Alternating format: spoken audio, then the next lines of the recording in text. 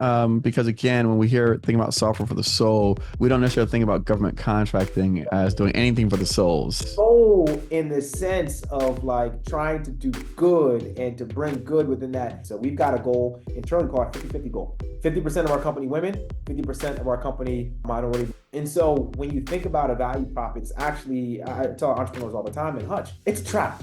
It's a trap to be all things to all people, right? You want to get really tight and really focused on what it is you do, but it gets us better products because the things that we build are for everybody, right? For our developers and people that are working on our products and our consumers, how do we make their Monday look like their Sunday?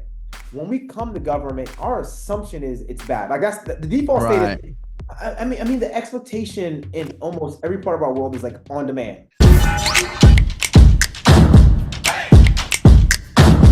Thank you, sir. I appreciate that. So why don't you go ahead and just introduce yourself for those who did not catch you before?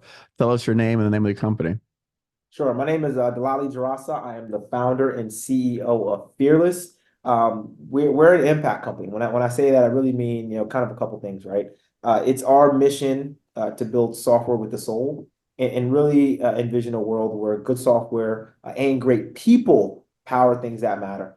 So it doesn't have to just be your Tesla's driving itself and all these automations that are going on, tech power and all the things, right? And that stuff is great. There's no knock on those things. But when we think about impact, when we think about how do we make our governments more efficient, when we think about how do we aid and support better quality living for people, when we think about social justice and all these types of initiatives that don't often get the same technology that powers them, that's really been our whole world and our bread and butter and really bringing tech into those communities. Now, how does that, because again, when we hear think about software for the soul, we don't necessarily think about government contracting as doing anything for the soul. So, so tell us, how did how do you arrive at that software for the soul? Like, where does that come from?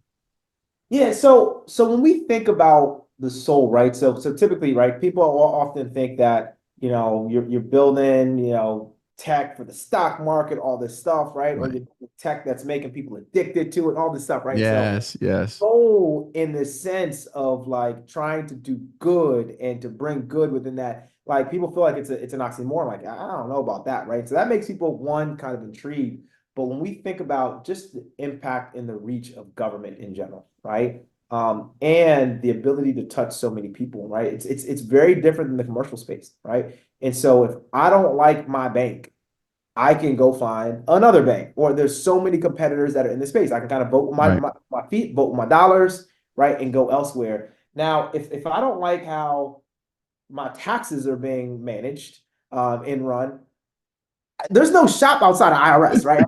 You can't like Right. let me not go to IRS. I'm gonna go, you can move to another country, but you can't like there aren't like a billion players in the market where you have like competition, right? It's like they're monopolies on this stuff, right? You want to think about Mhm. affecting healthcare for millions of people through either Medicare, Medicaid. There's like a place to do that, right? Or Right. FDA, like there's like one shop to do this stuff on behalf of everyone. So when we think about impact, the impact there is huge. And so this ability of soul is how do we one, are we particular in the work that we do? And so we're very particular about the projects that we'll take on, right? Are they making our governments more efficient? We talked about, are they supporting human life? Are they aiding in quality living? Are they promoting social justice and enhancing those missions? So that's kind of the work that we do.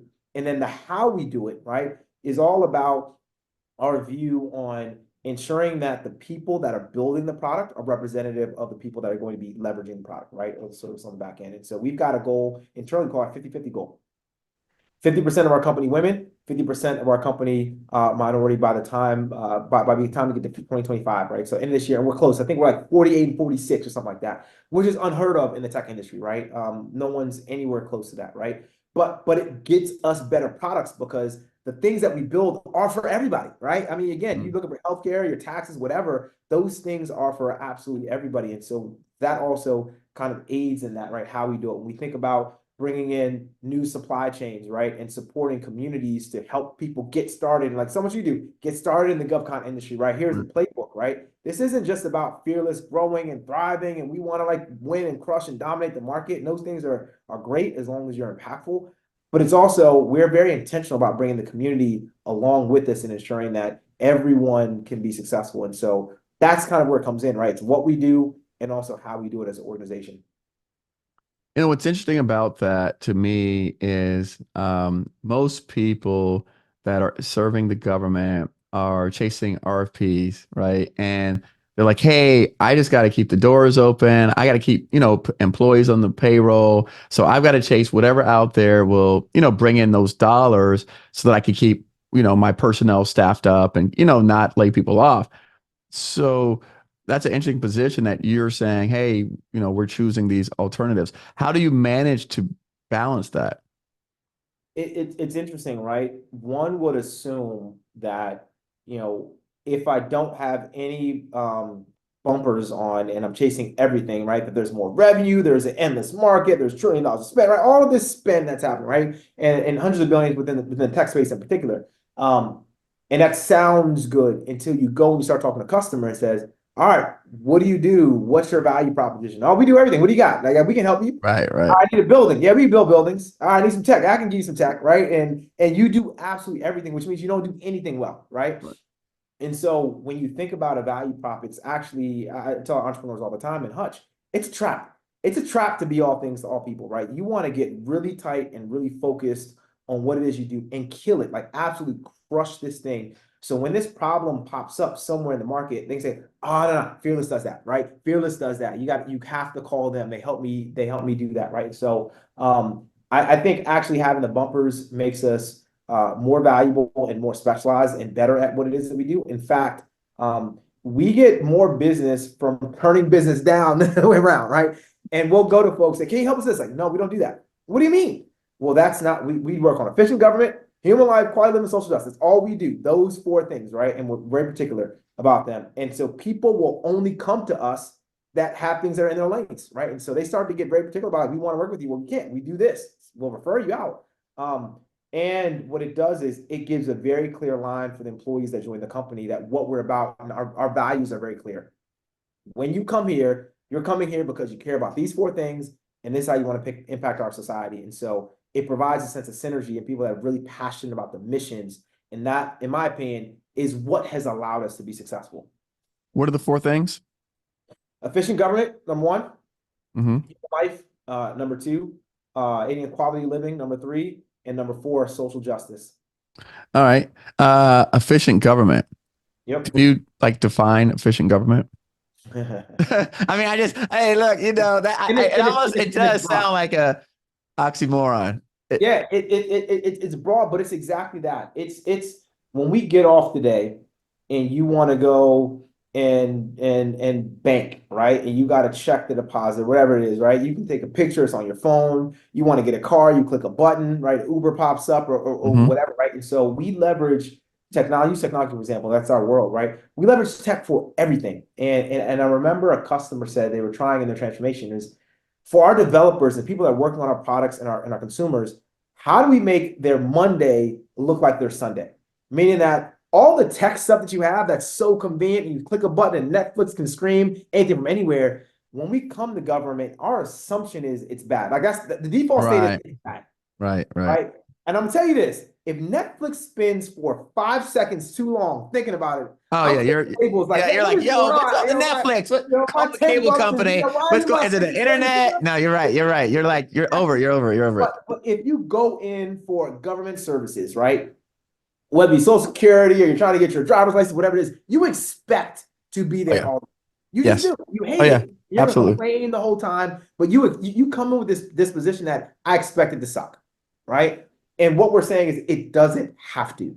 And so when we think about governments being more efficient, it's how do we leverage that same level of technology and that same level of experience, right? We need world-class experience in this stuff. Right? People, and you're talking about world-class states, right? People are trying to get their citizenship, right? From immigration services, right? You're talking about passports and people being able to travel, like, and that stuff being seamless across the board. We talk about tax, we talk about healthcare, right? All of these critical services that we're expected to just work, right? It's like that stuff should be world class, right? And we Right. move it. That should be the bar, not terrible. And so when we say efficient governments, how do we continue to move them up that maturity model in a way that is representative of the people that pay for it and the people what we actually deserve? And so I understand that. How does the government know that their project falls into that category? Like I how, think, how would someone that work in the government would say, hey, yeah. this project falls into that category. We think, it lies of what the one of the things that you do. Yeah, so when you talk about the government efficient ones in general, right? So I'll talk about the paper process versus like automation, right? So much of paper and the whole paper reduction act and all that stuff is mountains of paperwork go from office to office, and this is federal, state, local, from timesheets to reports to maintenance on military equipment. I mean, it is largely paper based. It goes from this desk to that desk to that desk, right? And so when you talk about efficient, it's not just that you should. There's actually risks in not doing that, right? People are fat fingering, because this system A doesn't talk to system B, so now I've got to, pay for this stuff, type it back in, and I'm paying for now multiple people to do something that the tech could have just talked to each other, right? So Right. that's a level of efficiency in Okay. one. Or you've got to call and stay on hold forever when you're trying to get something processed, right? When you're calling government services, and yeah, they got a thing where hit a button, we'll call you back. And even that, it's funny. I had that the other day. Said, put in your phone number, we'll call you back when it's your turn. They call me back an hour later, and I still had to stay on hold. Right. Right.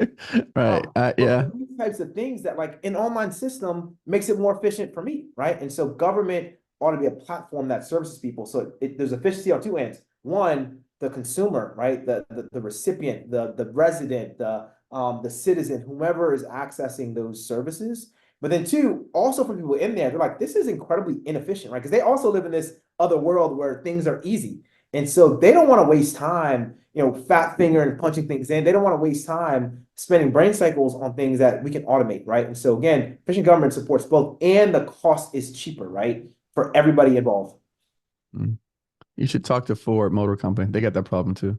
Yeah, yeah, a lot of I a I lot have of a big. Ford truck and I went to order a part and I went in the guy and I said, "What are you doing?" He says, "Oh, we have to fax over the request." I said, "You have to do You're like, what?" you're like, wait, what? Yeah, wait. I go, if I wasn't over 40 years old, I wouldn't even know what you're talking about. I said, "You're kidding, right?"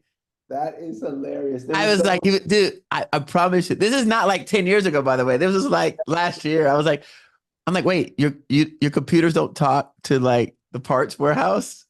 I just this so assume, because again, going back to what you said, yeah. Amazon, I could go to my phone, it'll say it'll be here by 3 o'clock Today, today. today, today, Today, today. today. If you order it within the next 32 minutes, it could be in your house in the next, by before 8 o'clock tonight. I mean, the expectation in almost every part of our world is like on demand. Right. I stream whatever music when I want to stream music. I can watch whatever show. I get whatever food. Like, it is all. I get a car, Uber, all that. It is all Mhm. on demand. And so that is the world in which some people are. They've been born into that world, right? I mean, we're a Right. little older now, Right. so we knew before this stuff Yeah. existed, right? But Yeah. they're like born into this world. And now imagine you got to go file for this thing. And no, you got to go down there. You got to fly there or drive down there and like wait in line and Yeah. pull the ticket and wait. And they're like, wait, what? What are you talking about? No, I was blown Wait, away. what's a fax, right? No. When the Ford told me that, I go, the Ford? Yeah, I go, what do you mean you're Ford? Like, you're Ford. yeah, yeah, So you should talk to Ford. yeah. How did you settle on those four areas? Um, it kind of came over time, right? So we knew that there are things that we cared about, right? So our mission early on, build software with the soul and create a world. Vision is create a world where good software powers things that matter. And it looked good and it felt good and it sounded good and we got the goosebumps and all that stuff we hear. And it was awesome until one day someone in the company said, "You said power what matters." Well, what matters? What matters to you, Dolly? What matters to me? What matters to him? Like, Hmm. can you define what matters? And we had never defined it as an organization, right? And so now it wasn't clear, like, what do we stand for? And so we had to take a step back. And really, part of it was, it wasn't just me, it was conversations across the company, like, what change do we really want to see in the world? And that's kind of where these things came from. It was really a collection of conversations in the company, but getting clear about, like, this is what we care about. Not saying there aren't other important things in the world, but if you're going to work at Fearless or work with Fearless, here's what we do. And we're getting very, very specific and very clear about those things. So even your partners. Correct. Okay. Nice. Wow. Um, for those people that missed our initial episodes, you started off, when I go back, serving government. Is that still your primary customer base? Government. It is. Yeah, Okay. government's the primary customer base today. Okay. All right. And then when you started out, and it's funny, I was going back and reading some of our notes. Mhm. Uh, it's interesting. You've been doing it since 2009. Yes, sir. Um, and when you started out, it, tell people about your origin story, a little bit about how you got into it. Just kind of to give them an overview for those who missed the first episode.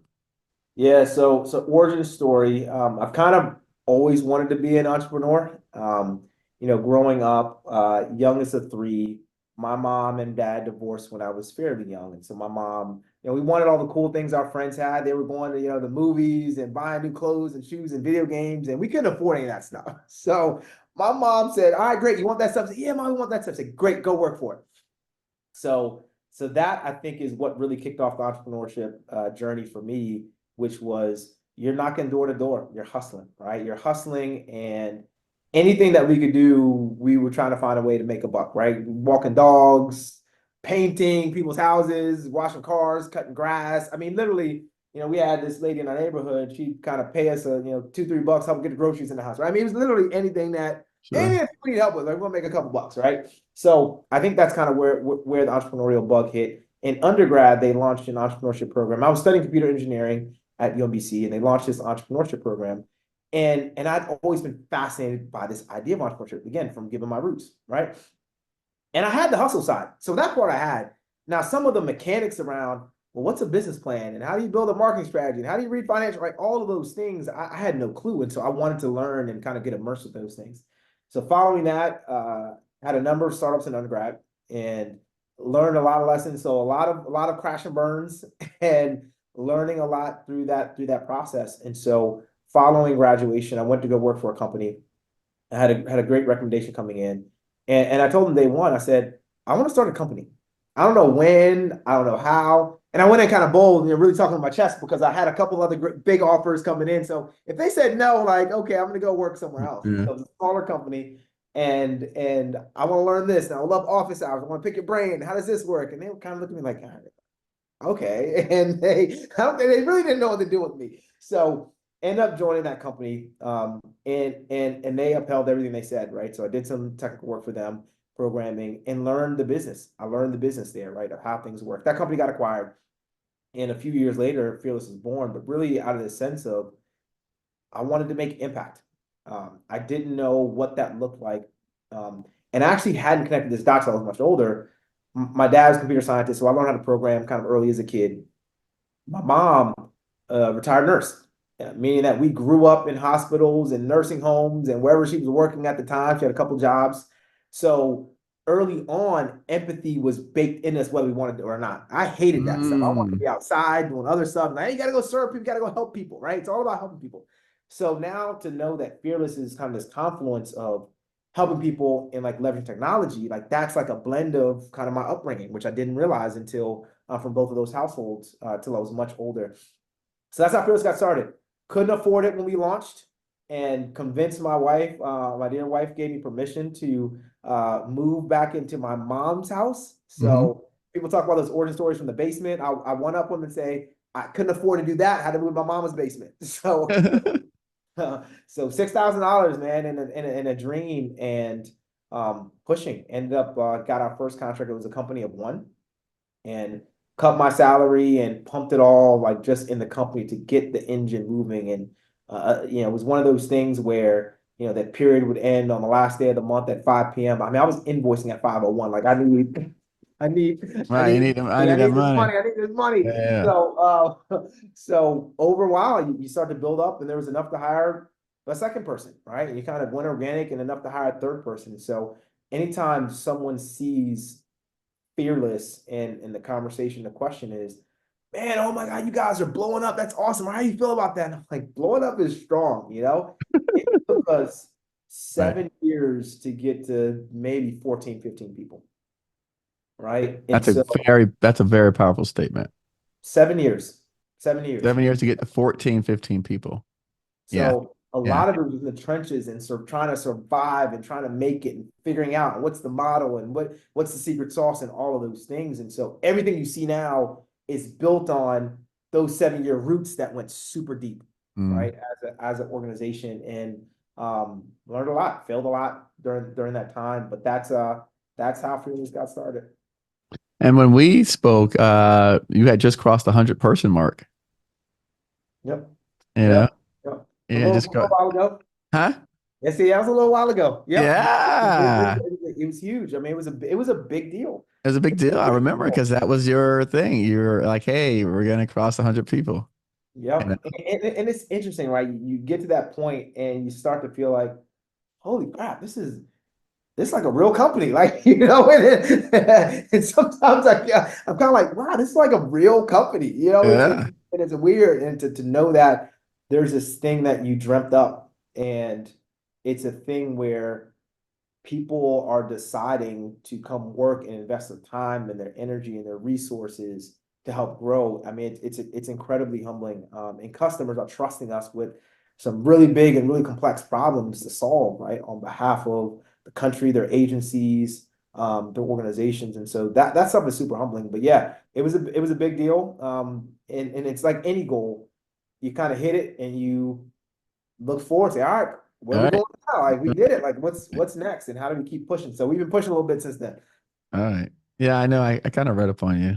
Yeah, So what are some of the significant changes or developments that you've made since? yeah. I think there's been a number of changes. I think when we talked first, so I don't think any of this stuff exists. So I'll call a couple things that I think are different. So number one, we probably, I don't know if we had our leadership team at that point. I don't know if we had an executive team at that point. It may have Okay. been John. I can't remember the timeline, but it went from a couple of us leading, and we're in everything, right? So we're getting stretched in 50 different directions. We got to oversee HR, we got to oversee finance, we got to oversee business development, we got to do recruit, we got to do all those things, right? To now we have a team of people. We got executives that like run a department, right? And so I think that was a weird thing we had when we first like got departments, like, oh, this is like a thing, right? And those started to build out. So I think that's been a shift, for us as an organization.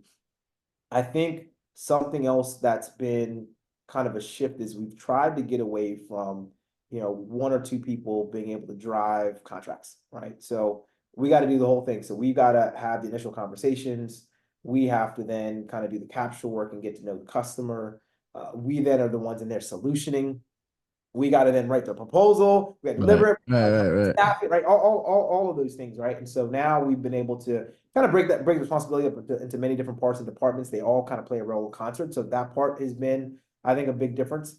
I think another big difference for us has been Hutch. So we started an incubator about 5 years ago. I'm not sure. I don't think Hutch was a No, thing. you didn't know because I was going to ask. I kept hearing you drop the name Hutch. Yeah, So, yeah. So we have an incubator where really I wanted to build the thing that I wish I would have had when I was starting. And I went to a bunch of these government contracting classes and govcon 101 and all those things, and just yeah, I was trying to do it right because I had failed startups. And so this one was like, I'm all in. I'm dotting, every I, I'm crossing every T, I'm going to every class there is. I'm going to make sure I know everything so we can yeah. try to ensure that we're successful this time around. And what you leave with from a lot of these things is you leave with a thick binder, a couple binders, or a bunch of videos. Like, here's everything you ever need to know. And I'm like, it was so overwhelming where, okay, well, where do I start? Like, I mean, it's like, Right. it was a lot of things. And so Hutch really is a thing where we've been able to provide the blueprint, but it's, you only need to do this month, just do this one thing, right? Right. And next month, you're going to do this. And so we're able to sequence it, right? Sequence the activities in a way that isn't overwhelming, that allows them to build some momentum, right? Some confidence kind of as they go. And so that's been great. So we have almost 30 companies in that program now. It's a full 2-year program that we run, soup to nuts. So there's pre-work, there's homework, there's classwork, full day sessions for 2 years across cohorts. So we just graduated our 5th cohort, and we're looking forward to even thinking about what's the next version of Hutch as we upgrade that to like, what do they continue to learn more about what these founders need. So that's a big difference.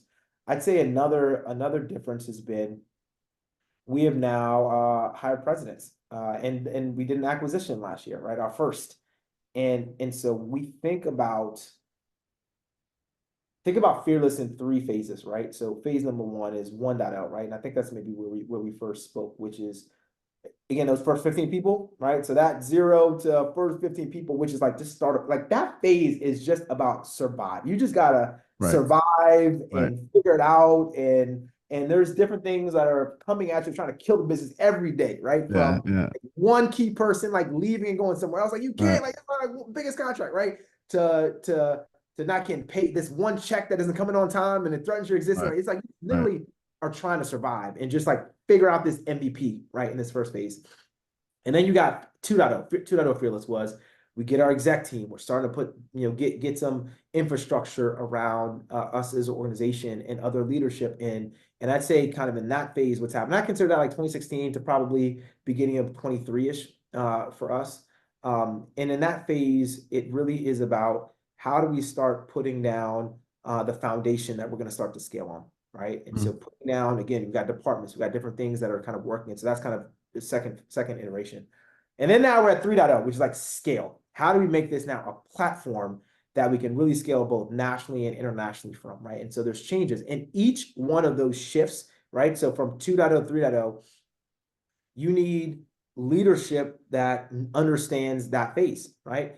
And so, for example, I am very much so a 1.0 to like 1.45-ish kind of person, right? Where I love the startup. I love the create new Right. and I love the chaos and we don't have a plan. We just got to figure it out and survive, right? I Yeah. shine, right? And there's some people that shine, and let's say the 3.0 phase, where like it's all about systems and processes and repeatability, right? And being predictable and projections, right? All that stuff, right? And that stuff like makes my eyes cross, right? And I know it's Mm. important. And so I'm trying to figure out ways in which how do I keep creating? Like what's the lane where I can keep creating and growing while we get that? But it's different types of people that you need at every stage of the organization. And so I'm learning that, right? I'm learning that. We're growing through that. We've done it all organically at this point. We've never taken investment externally to get here. But now when we think about the future, we might need to do some different things, right, in order for us to really scale. So those are a couple of the really big changes, and I think I have changed at every single phase of this process as well. What are some challenges that you face that came with that?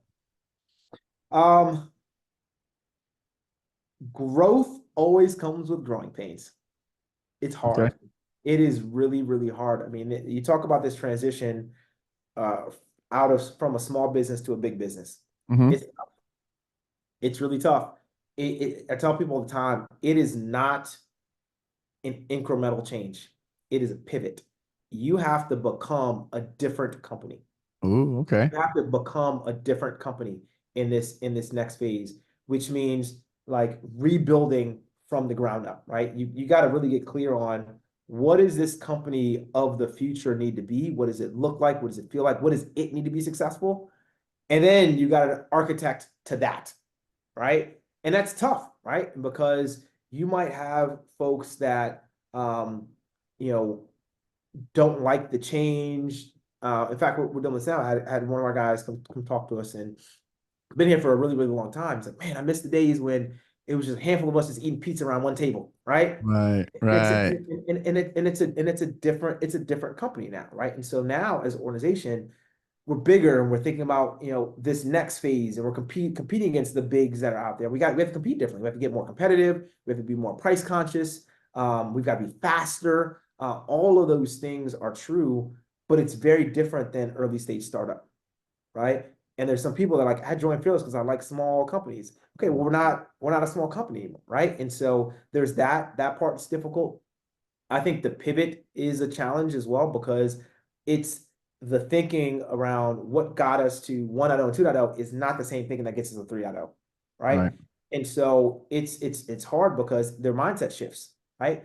And how we do this and how we think about marketing or sales, like that's a different process now than it was in the past.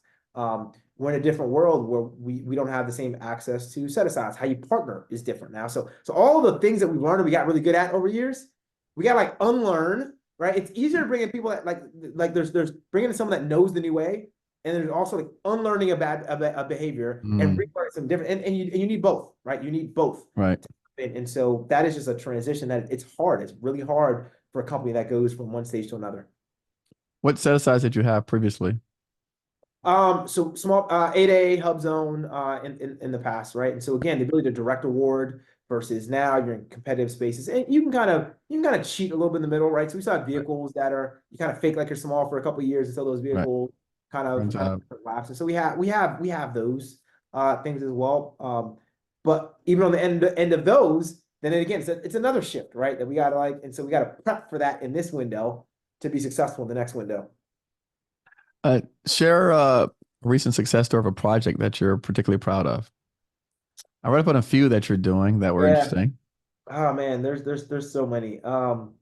Like the one that is, and it's not recent, it's probably maybe a couple few years old, but Okay.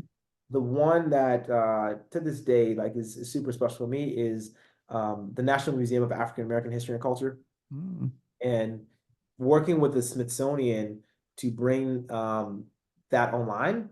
And the first was a slavery and freedom exhibit. We've gone to create kind of other exhibits there, and that was special for a couple of reasons. Number one, and this was the thought of it and dreaming it up started pre-pandemic, right? And the whole idea was we have this amazing story, this African American story, right?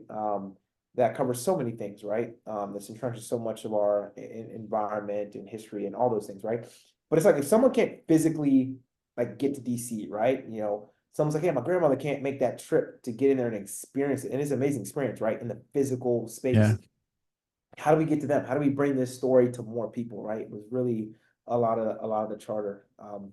And how do you bring it to people? It's the first thing we're thinking like, oh, we need headsets and VR, all this like Right, right. like no, it's gotta be we don't want a barrier to access, right? So we got to get the barrier as low as possible to access. And so that went into a lot of the early design decisions, but it was a national competition that they ran. And this was actually a first for the entire Smithsonian, right? Doing this kind of immersive experience. And so we won that contract.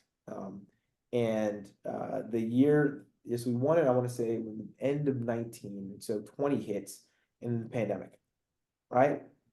And then George Floyd. Um, and all of that happens before the first version one release, right?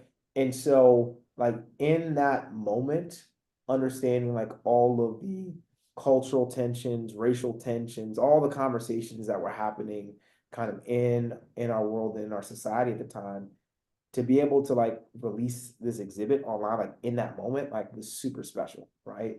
In a way that we could kind of capture and tell our story was I mean it was powerful. Like I probably screamed like a handful of times. I'm gonna do some cartwheels or something like the day we finally won that contract. It was a couple year bidding effort, and it Oh, was just wow. yeah, Couple year. Okay. it was a long time. So it meant a lot. It meant a lot in that moment. And that project went on to within 6 months, 140 countries around the world had access to that property. Mm. Um, and it became a Webby honoree. So all that stuff's like pretty cool. But again, the moment of bringing that, it really highlighted the power of again these tools and these services and platforms to reach so many people. Well, it's interesting because I remember when we first spoke the first time you told me that you powered the Hub Zone map. And so it's like, what other things are people like yourself powering that we use every day that we have no idea? Like, Yeah, you're the ones bringing this thing, right? No one, yeah, people don't know that, right? It's like, wait, I yeah. don't know who makes the engine in my car, who makes the gasket or the fuel pump, and you're the guy making the fuel pumps and the gaskets that we're like, wait, we just get in it and see it, and we have no idea. What Yeah. other types of projects like Yeah, that? so for years, right, SBA.gov, so the Small Business Administration, we were really leaders in taking them from what was on-prem server rooms to fully architected microarchitecture in the cloud. And that was huge, right? Which also meant that when PPP loans were approved in Congress, I remember the SBA called, I think it was my partner John at the time, and said we need new capabilities. So a lot of the larger banks had access to be able to do some of these loans, directly. But the smaller regional and local banks, which a lot of small businesses tend to bank with, they didn't, right? So they needed a new front door to SBA in order to process these loans, right, and to save jobs on the back end. So we got the call and we're told there was 10 days to build tech that would help deploy this capital. And it was just the height of the moment. And so if anyone went through SBA.gov and their front door, their bank did for a PPP loan, we powered that. We Mm, power that for. wow. If you are some of the 2,000+ search boxes across federal, state, or local that leverage search.gov, we power search.gov, right? So if you're searching through things and trying to find what it is that you need to find, we're the search technology that powers that. Also power login.gov, which is the identity provider Mm, for the federal government. People are like, what do I need login for, right? So if you're logging into your SAM account, if hmm you are trying to get your global entry hmm or any other services that want to prove your identity, we power that, right? So you use our technology in the background that you might not know. We're doing some interesting stuff with passports and biometrics that we power in the background. So there's a couple I can kind of chat about now. A lot of some of it, Medicare, Medicaid, Yeah. that we Cool. power as well. But ultimately, like again, the impact is really our driver. Yeah, actually, I just saw that now they make us do these Fed send numbers that you have to use login.gov to get your Fed send. Yep. So do Yep. another like KPI, I guess. So that's interesting. I like that. That's really cool. What so what are some of the trends that you see in your industry and how do you see them impacting your future? Yeah, that's a good question. I think a few things, right? And I'll talk about a couple different vectors of this, right? So from a tech perspective, right, modernization is going to continue, right? There's no shortage of systems that are aging that need to be modernized, right? Believe it or not, I mean, you probably know that. I'm sure you know this in the government world, but many people that don't. There are many mainframes that are still powering our country everywhere, right? And the ability to maintain those, debug those, continue to make sure those capabilities are running, those people are retiring, those people are dying, right? I mean, it's and so there's a need to really start to get large scale modernizations kind of done. So I think that's one thing. So modernization will always be there. I think then there's a trend. It started years ago. I'd say it's still a trend. Everyone's not there yet, but really leveraging more human centered design. And so this idea that you should talk to users and you should talk to real people that are going to be the benefactors of whatever it is you're building and bake their input into the process. Um, Seems like it's something that is commonplace, but it's not always, right? So the people that are still at the beginning stages of that journey, that we see that still need to play a role. I think we're seeing more and more this idea and this power around data, right? So there's big kind of movements in industry when kind of the cloud, really took off. And then it was like, everybody get in the cloud, right? And got in the cloud. All right, put all your data in the cloud. Now put the data in the cloud. Now what? It's like, oh, let's figure out what all that data actually means and how you can use it for stuff, right? So, Right, right. which is kind of where we are now, right? And so this ability for agencies and industries to really like grab and hoard data. So everyone's like hoarding data now, right? From social media to everyone, like the data is the power, right? And Right, right. Yeah. the data, whatever it is, like the Get the data. data, get the data. Right. So everyone kind of wants the data. And so now what kind of analytics, what kind of AI can build on top of that, all those types of things is like where we see kind of industry today. And again, it ranges. There's some really forward leaning kind of agencies, some are a little further behind. I think everyone's talking about AI. Everyone doesn't know how or why they need it or how to get there. Right, But like, right, right. I gotta be in the conversation. I gotta kind of know and understand like what's available to them. But there's a path to get there for many people, which is around like you got to get the data, you got to clean the data, you got to train it, right? There's a lot of different things that need to happen along that journey. But those are some of the things I see, and then unrelated to those particular things, specifically within like agencies, is I still think that there is something that needs to pop or change potentially in this whole on-prem versus like remote work piece, Mm, right? Most people have veered towards more remote than not, especially within the technical landscape, right? And there's some companies that are different, but I still think we haven't like completely like calibrated that correctly. I think right. we've really way overcorrected on Yeah, the we remote went way over. side, and it's not. I don't think we're ever going back to like a 5 days a week in office either. But I think there are different options outside of just hybrid. A couple days in a week versus a couple days outside of a week. I think there's a different model potentially. I don't know what it is. It's probably around like some stuff that I'm thinking about that we're curious to test out. Is it more like experiential stuff, right? Come in when you need to, but for a purpose, right? It's very Mm, purposeful collaboration. And so I'm coming in with my customer to do a thing that I can't do at home or makes it very difficult. Maybe it's a kickoff meeting. We have spaces dedicated to how to optimize for that, right? Or maybe I'm doing user testing, right? And I've got eye tracking labs and all sorts of other stuff that I don't have at home. And I'm coming with my team to do a thing with the community around that specific thing that's here, right? So I think there's something around kind of that and a little bit more engagement with like community kind of in spaces that I don't think we certainly haven't cracked the nut on yet. But I think there's something that the overcorrection hasn't come back yet. And I'm not sure what that something is yet, but I don't think where we are is where we're gonna stay. Oh, what do you see in terms of the trends as it relates to small business contracting? I mean, Yeah, you've been in since so 2009, right? So, I mean, you're 2 decades in. yeah, yeah. Um Everyone, so interesting. I mean, I know 8A is under a lot of fire right now, right? Right, And some of the changes that may come in the program. And for what it's worth, I mean, the program's not perfect. No program is perfect, right? But I still think overall, good program, right? 8A is how we were able to grow. It was definitely a tool that was in our arsenal that we grew with. And so I'm a fan. I'm a fan of the program. Um, I think direct rewards will continue. Again, I think there's some kind of question marks on how the program might need to shift depending on what's happening with Supreme Court and some other pieces around 8A in particular and set asides. But I think that there is enough of a version there that we can continue to build from, right? Continue to strengthen and make the 8A program better. So I think that'll continue.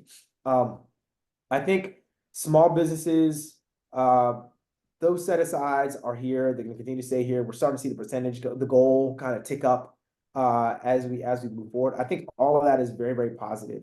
One of the things that I think still requires some shift and like we continue to grow is like the hub zone piece, right?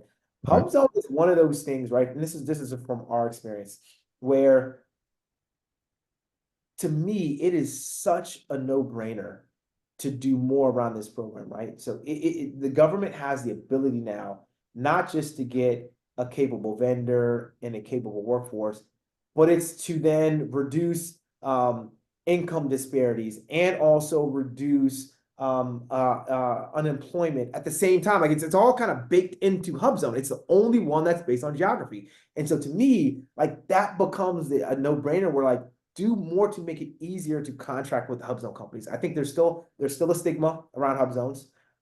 There's many hub zones. We're a graduate hub zone company as well, but the stigma for many still is, all right, is it just construction and janitorial work, right? Or is it these skills that don't require high end technical skill sets to be able to do? And so I think that some of that is still there. My hope would be as these programs get reauthorized, there's just a different look, right? If Hub Zone to me was as easy to contract with as an 8A, it would be a dramatic change for communities across the country, right? And this isn't just urban communities, it's urban, it's rural, it's farm, it's everything, right? It had former reservations, former Brackley line bases, right? All that stuff. There's veterans, right? I think there's a huge ability to kind of move the needle. So I would love to see more done with small businesses. I would love to see a little bit more of an emphasis than we have today. Another thing that I see that everyone's been talking about forever, right? There really isn't a concept of a mid-sized company. And so this like gap that happens and most may say, well, that's why if you win some vehicles, you can kind of ride them out, and that's the mid grace period, right? So maybe there's a bit of an argument there. But that being said, it's there's still a huge gap. And from our world, when you think about kind of the digital services landscape, right, to some of the traditional kind of systems integrators, where people are looking for an alternative to something different, right? And they want to understand, have companies that really understand, again, the human-centered design, how to leverage the cloud, how to use emerging technologies in a way that really is moving the needle to driving outcomes for their people, but can do it at scale, right? Can you do it at scale that some of these much larger organizations are able to do? And I think that there's significant opportunity there. So that's the world we're in right now. So we're gonna prove it in this model and hopefully be a bit of a trailblazer in this space and really get people to think about like here are some things that we can put in place to really support this group of this tier. yeah. No, I've heard some people say that they should have a mid-tier program Yep. because I heard it's called no man's land, Yep. It's tough space. right? Because again, you're not, yeah, you're not small, but you're not big to compete with the bigs, Yep. right? I mean, they're really big. Yeah, yeah. Um, what type of acquisition? What was the kind of company that you acquired last year? Yeah, so funny. It was a human capital company. Okay. So interestingly enough, I want to say maybe about six plus years ago, we were going through a strategic planning process at Fearless, and we've been through one before, and got some document, got a big document that came out. We kind of did it, we kind of didn't do some of the things on there, and so we're going through again. Like we need something simple and easy to understand, and so we got referred to this company and loved them. Love the plan, love how they worked us through it. I think what popped out was, I don't know, like a 5 or 7 page slide deck, big letters, and we're like, are we sure about this? But it was easy to understand. Everyone remembered it. Everyone knew exactly what we were trying to do. And so what we did next was said, talk to the guy, Will, who's running that company, said, hey, we're gonna hire you. Can we hire you for a year to make sure that we did all the things that we said we were gonna do, right? For this next year. And we did, and that began a relationship with them that has lasted 5, 6 years at this point. And so a lot of the growth that we've had as an organization, a lot of our internals and how we've been able to scale and put the right systems in place, their fingerprints are all over this.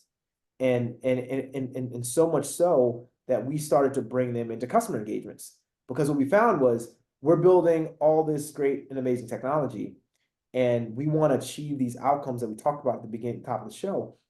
But so many times when it fails, it's not because of the tech. It's because of environmental factors in that organization, right? It's because security says you can't deploy because of XYZ. It's because these vendors don't get along. They're backstabbing. There's like the culture is toxic, Mm, right? It's because the contract wasn't set up right. It's because all of the other stuff, right? No one thought about adoption. No one thought about marketing. Like no one thought about all the other pieces. So we started bringing them on customer engagements, and those customer engagements started to like become more successful. So early in the year last year, I've been talking to him, say, hey, we've been dating for a long time. Should we think about getting married here? Like, and they agreed. Again, they really helped to create the conditions for organizations to thrive. And so we've been able to pull that in. So now we've got Fearless Digital, Fearless Guys, but collectively just fearless to the market. But now we can do both, right? We can both bring technology and help structure the organization for success in the long term. wow. How do you market that? Yeah, I think it's around change management, adoption, leadership, there's coaching. But to us, and so we can do them individually, but it's an integrated solution, right? Okay. Really, it's everyone is somewhere on their transformation journey, right? And they may just be getting started with it and they don't even know where to go. So they need some training, some enablement, like even understanding, like, okay, what does all of this mean, right? And there's some support that's needed there. Then they might need like some discovery, like, okay, well, I think I got this system. I think I know this needs to be modernized. What do I need to do? And then maybe some like discovery around, like, what do we need to design? I mean, talk to users, bring them into into the space. And so, and there's just a continuum. And from there, you're gonna build it. You're gonna iterate with them as they go. But as you're building, they're also maturing in their digital proficiency, right? And so it isn't a one, it is an integrated solution all throughout it. At every stage, you just need different things, right? You think about Fearless 1.0, 2.0, 3.0. We've been building tech the whole time, right? Right. But what the organization needed was different, right? And so we're now able to meet that organization kind of where they are and help them get to the next stage. That's interesting. What does that stand for? 110 and one on the journey. Yeah, 110.1. So we talk about Fearless now 3.0, and 110.1 really are the goals around that. And we wanted to put the flag down because we'll finish our 2025 strategic plan, and we hit almost everything there a year early. Mm. Like, what's next? And I was feeling kind of restless and I don't know, what do we do next? And didn't really have like the next vision of where are we going. And so just felt kind of aimless and wasn't sure what was happening. And so this popped out and a lot of soul searching. And I want to talk a little bit about how we got there. And it was really our vision messed me up. Okay. I pitch our vision every other day, right? To someone I'm talking about it, right? And it's to create a world where good software powers things that matter. And the word that messed me up was the word world. And I don't know what it is, but I read it different for the first time. And I looked at it and I told our team, I said, I don't think we're actually doing this. So they said, what do you mean? Of course we're doing this, right? And I said, we have had exactly zero conversations about the world. We have no plan. We've got no strategy. We have no goals. So either the vision needs to shrink and become something different, or we have to do something different as an organization. So that word world sent us in a tailspin. And what about that were these goals?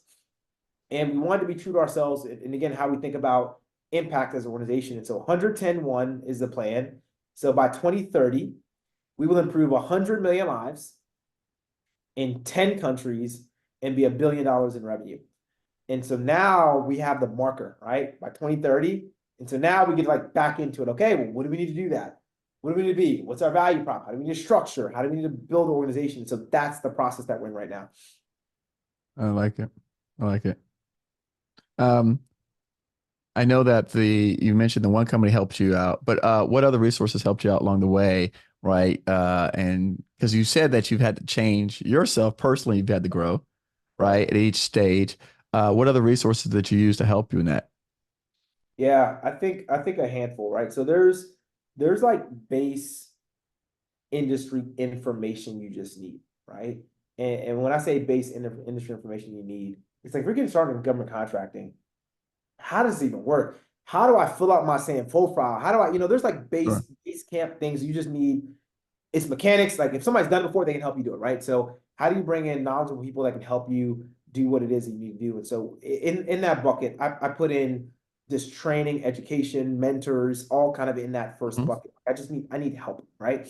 And I've used all of them, right? I've gone to trainings, I've gone to conferences, right, to pick up some information. And then mentors that have been there, like, hey, I'm on the right path. Am I doing the right things? How do we need to structure? What comes next? And so all of those are kind of in one camp.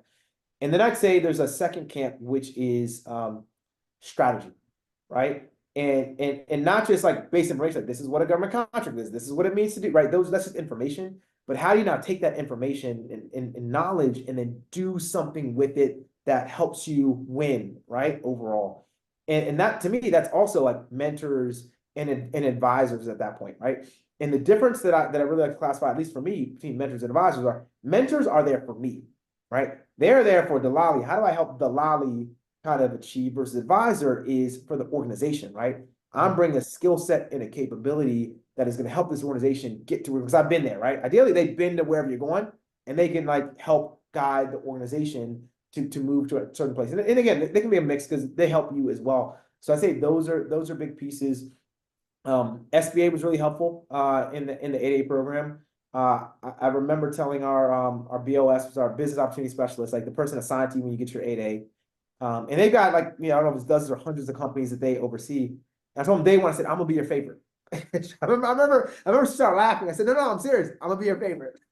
So I was always around like asking her questions and this and all of that, right? And giving her heads up. She always know like what was about to come happen in our business. We always kept her briefed. So there was no surprise when something hit their door when they needed to prove something that what we were doing, right? And I don't know if she's allowed to admit it, but I'm sure I was the favorite throughout. So SBA was really helpful in that regard. I think today we just created our first board of advisors, Mhm. and that is extremely helpful because, and I actually wish we did it earlier, because you don't know what you don't know, right? And so like we're in the process of going from Fearless 2.0 to 3.0, right? And there are people that have been to 5, 4, 5, 6, and 7 right before, right? And so we don't know what excellent looks like at 4 or 5 yet, right? We only Mhm. know what it looks like at 2. We've been at 2, 1, Right. and 2, right? Right. And so we can help people do that, right? And so being able to have someone to say, look, I've been 5 different phases ahead of you. This is what excellence look like, and really understanding that there's 2 parts of what they will provide. One part is here's the space that this is just best practice. I hear you want to be creative and do something. I hear you're different. Every founder we talk to says they're different. We hear it, but like, listen, these 3 things you just got to do. You just got to do these things, right? Period. Right? You got no wiggle room. Now, this set, be creative, go to town, and you can differentiate like in these areas. And so that has been extremely helpful to me, right? Because let's say you've got someone on your team and they're writing a function and they're better than you, right? Ideally, your whole team is better than you, right? And so if someone's like, hey, I run this shop, and you're like, they're great, and they're probably great, but there's also things that they don't know, right? That someone else can provide some guidance. But if you don't know better, you don't even know the right questions to ask. And so you're not saying, okay, well, if we're so great, how can we keep getting audited? Something's something's Right. something may Right, not be right, great, right. right? You So may have yeah, your no, organization, right? But someone external can say, oh, you're missing. Here's some other questions you don't even know to ask that you need to be asking and thinking about this stage. And so to me, it has been extremely invaluable in like helping us to turbocharge this next phase. I love that. I love that. Um, Tell me, I know that you're doing a lot of stuff in the community. Just share with people some of the stuff you're doing. I see it, but for those who are not aware of all the work that you're doing in the community, you want to talk about some of Yeah. that? Yeah, so Hutch is one of our talk about our incubator that we run. Another piece that we announced last year, almost a year now, was a partnership we did with the new arena in Baltimore, CFG Bank Arena. And this was an interesting partnership, right? This is something that we initially turned down and we're like, I don't know, this seems weird, right? We don't know if this is for us. And they have two kind of premium clubs in there, East Side and West Side. It's a 900-person club. They said, hey, would you guys consider a naming rights deal on the club? And my question was, why? All right, why would we do that? Right? We don't for what?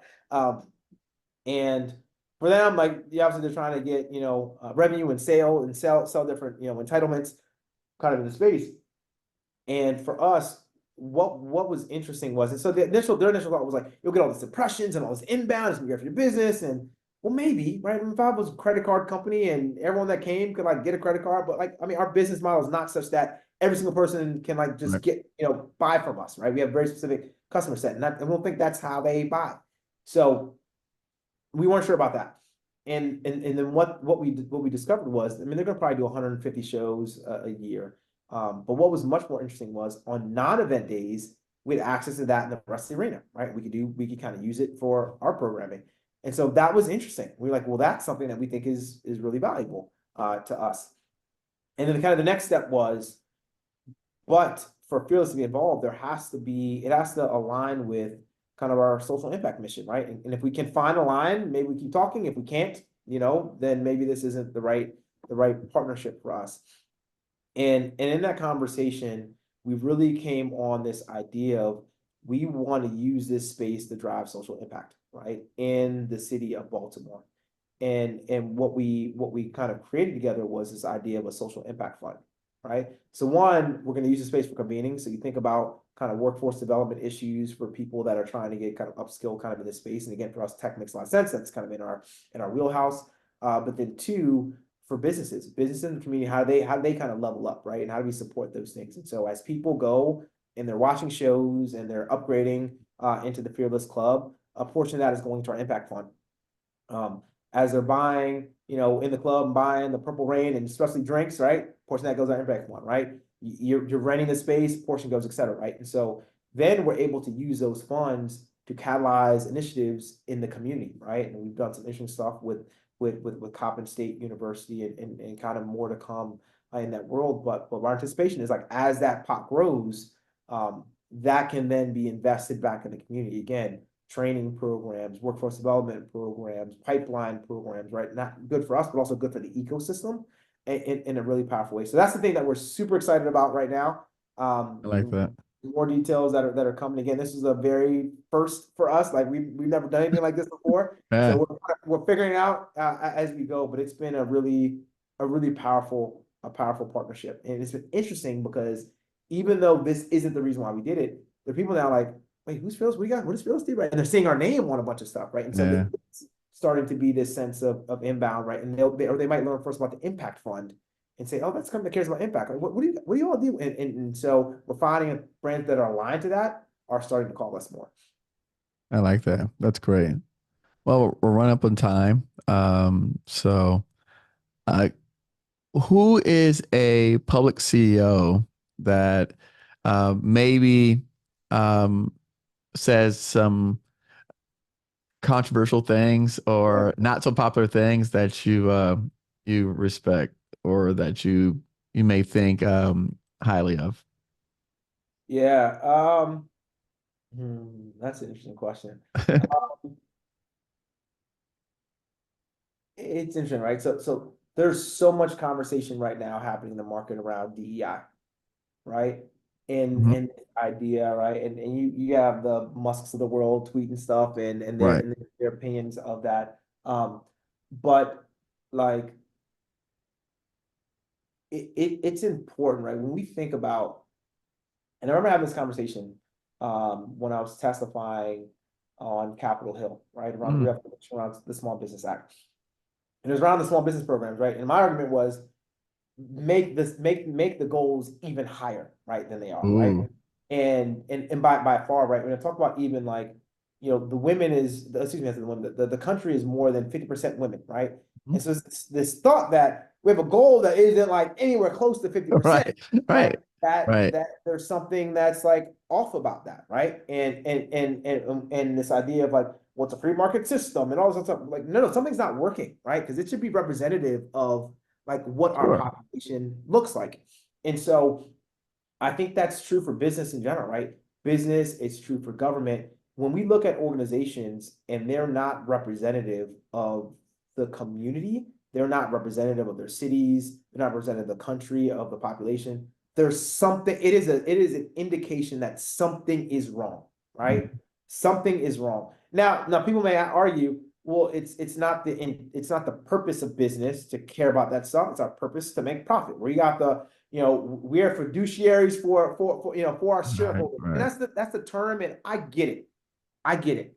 Um, but John and I talk about this a lot, right? The argument really is like, but no, companies should be fiduciaries of the world, right? In the society in which we live in, right? And it's Mm. not just incumbent on the nonprofit sector. It's not just incumbent on the government sector, but business plays a huge role in that, right? And it's actually the part of the equation that can really move the needle in ways that some of those other two things can't. So that's something interesting. I say the second thing that I'll say is on that side in general is one way that we've been thinking, like, how do you really shift the needle is we have to prove to many companies, right? Because again, if they're doing it, if profit is your outcome and your bottom line, and that's how you measure success.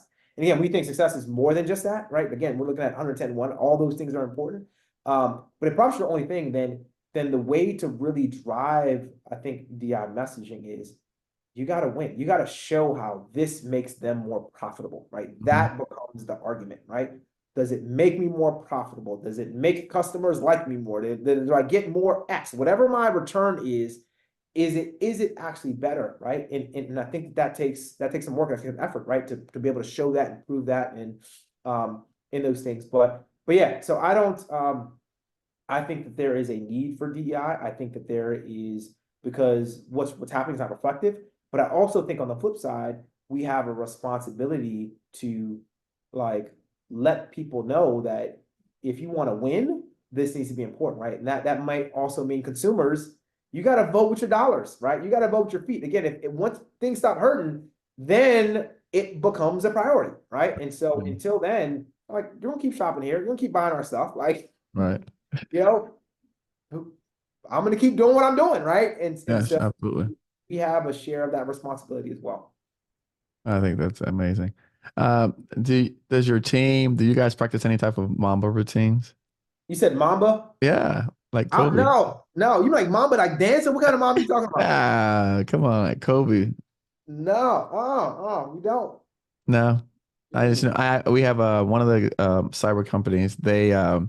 They follow Jordan and how Jordan they actually give their sales guys the Jordan shoe Uh-huh. as a reward based on the story that was told and how Jordan treats when he goes to the games and how he Yeah. changes who he is and his character. That's how they reward their sales guys. Got So it. Oh, interesting. I like that. yeah, I like that. yeah. So I didn't know if you guys had anything similar for your sales team, but No, we need to. I think at this stage, like we're like rebuilding a lot of things, and so a lot okay. of the we have like award ceremonies and things like that, right? But we need like we need some of those rituals. I think different rituals as we get to this next stage as we think about our growth. Well, I can tell you this: they're at 500 million, so they're doing Yeah, something right. doing something right. The, So, the trick hey, is you so got to give out I'm Jordan. here. You got to Hey, give out Jays. you've been giving for me for an hour and a half. I gotta give back. I gotta I, do it. I, I appreciate it. I appreciate it, man. We're gonna put Jays on the list. Okay, all right. Listen, because I'm sure that you've learned this, right? That right, it's I'm sure you could pay people top dollar and things like that, but then they want other reasons to stay and be part of. of your organization. So, Yeah, and to us, like that's why the impact stuff is going to be so right, important. right, right. Like, we can help the people that serve other people support them more. That's one thing. And we could bring in a workforce at the same time um, that may not have access to jobs, right? That may not have access to um, wages that they can build careers on, right? That may not have access to ability or think they can start a business, right? And so the ability to do all of that in line with our work is incredibly impactful. I love it. I love it. I love it. Well, go ahead and close us out. And, you know, if you could share something to all the up and coming small businesses coming behind you, leave them some thoughts and a message. Yeah. So first of all, thank you to you, Eric. I appreciate you, man, and I appreciate your work, right? And so much of it is, and as I've gotten to know you, and from our first conversation, it's not about like what can I get, right? It's about like how do I give and how do I Yeah. serve and how do I make sure people have the information they need to be successful, man. So thank you to you. It's needed. It's needed in the space, and I'm sure to benefit from for so many. So thank you first to you, and so for everyone listening, I'd say for the young entrepreneurs, my advice to you is pretty simple. Number one, be yourself. Period. Mm. Full stop. It's so easy in this market to assume that, well, I got to look like this person or sound like this person or go to the same events this person goes to for me to be successful. And I'd argue that you are the secret sauce. It is you, right? You got to have a capability, you got to be able to sell a capability, but you are the thing that is different that no one else can duplicate. And so you got to figure out, especially starting off early on, like how do you build something around that, right? It's you. You are the special thing. And so you don't have to like shy away from that, like lean into it even more. And it will attract people that also want to be themselves, right? And so that's key. I think the second thing that I'll say is focus, focus, focus. I know you got 50, 57 ideas of what you want to do. Like, okay, well, pick one and get really good at the one thing and let that get on autopilot. And then you get to do the second thing, right? And then do the second thing and get on autopilot and get the third thing, right? Don't do them all at the same time. There's a difference between a serial entrepreneur and a parallel entrepreneur, right? Do the one after the other. Parallel entrepreneurs, nothing ever gets off the ground. You start Mm. 57 things and you never get them going, right? So that's kind of number two.